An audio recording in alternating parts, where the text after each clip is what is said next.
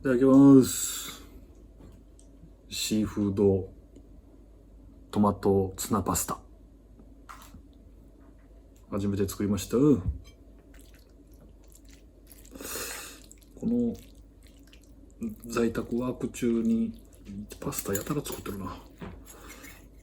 うまそうです。いただきます。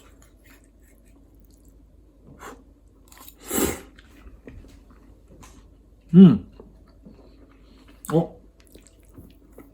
うまい。トマトとツナ合うな。このシーフードの、イカとエビのエキスが、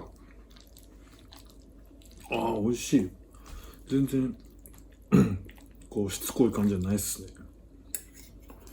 味見ちゃんとしてないからな。でもこれうまいな。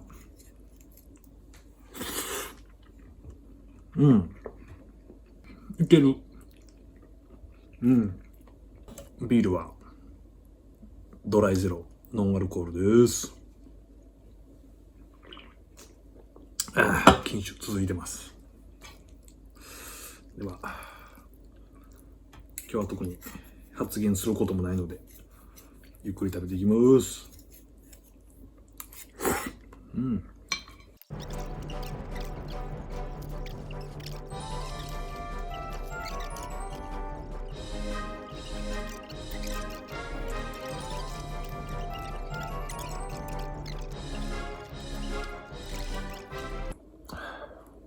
ごちそうさまでした。